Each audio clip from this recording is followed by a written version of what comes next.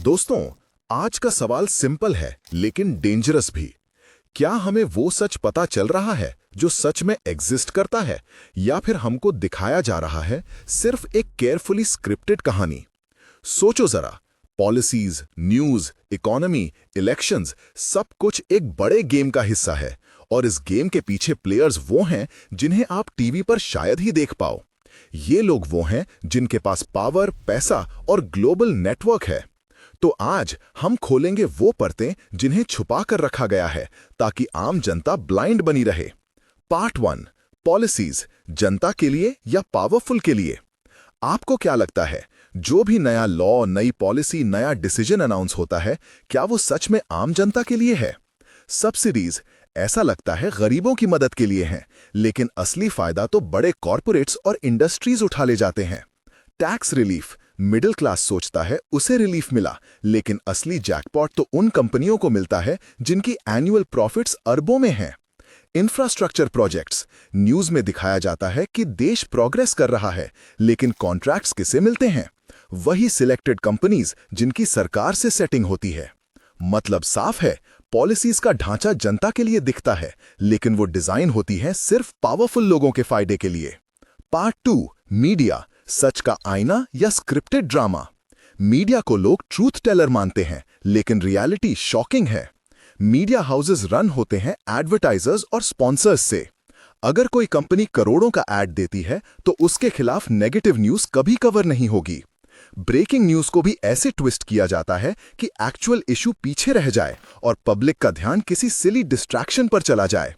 कभी नोटिस किया, कुछ इंपॉर्टेंट टॉपिक्स बस एक बार डिस्कस होते हैं और फिर गायब हो जाते हैं। क्यों? क्योंकि कहीं ना कहीं वो किसी बड़े इंटरेस्ट को हर्ट कर रहे होते हैं। मीडिया का काम है जनता को इन्फॉर्म्ड रखना, लेकिन आजकल वो काम है जनता को एंटरटेन्ड और डिस्ट्रैक्टेड रखना। पार्ट 3, इकोनॉमी, ग्रोथ का इल्यूजन। हर साल हम सुनते हैं जीडीपी ग्रोथ बढ़ रही है, stock market all time high है, लेकिन सवाल ये है किसका फायदा हो रहा है? टॉप 1% रिचेस्ट इंडियंस और ग्लोबल कॉर्पोरेट्स वेल्थ अक्यूमुलेट कर रहे हैं, जबकि मिडिल क्लास स्ट्रगल कर रहा है डेली खर्च चलाने में। जॉब क्रिएशन कम, इन्फ्लेशन हाई, लेकिन न्यूज में दिखाया जाता है कि इंडिया शाइनिंग। बैंक लोन्स और बेल आउट्स, आपके टैक्स के पैसे से बिग कॉर्पोरेट्स को बचाया जाता है, लेकिन जब आम आदमी लोन डिफॉल्ट करे उसके घर तक ऑक्शन कर दिया जाता है। यह है इकोनॉमिक सिस्टम का असली खेल। ग्रोथ दिखाई जाती है नंबर्स में, लेकिन ग्राउंड रियलिटी अलग है। पार्ट 4, पॉलिटिक्स, डेमोक्रेसी या पपेट शो? इलेक्शंस को कहते हैं डेमोक्रेसी का फेस्टिवल, लेकिन सोचो, कैंपेन्स में जो पैसा खर्च होता है वो कहां से आता है? Big donors, corporates, international lobbies. एक बार पावर में आने के बाद पॉलिटिशियंस किसके लिए काम करते हैं? जनता के लिए या उन्हीं डोनर्स के लिए? Policies, decisions, even foreign relations, सब कुछ इस इनविजिबल स्ट्रिंग से जुड़ा होता है। डेमोक्रेसी दिखती है जनता की, लेकिन असली स्क्रिप्ट लिखते हैं वही लोग जिनके पास रिसोर्सेज और इन्फ्लुएंस है। पार्ट 5, जनता का रोल, आंखें खोलो। अब सवाल उठता है, हम जनता क्या कर सकती हैं? सबसे पहला स्टेप है अवेयरनेस।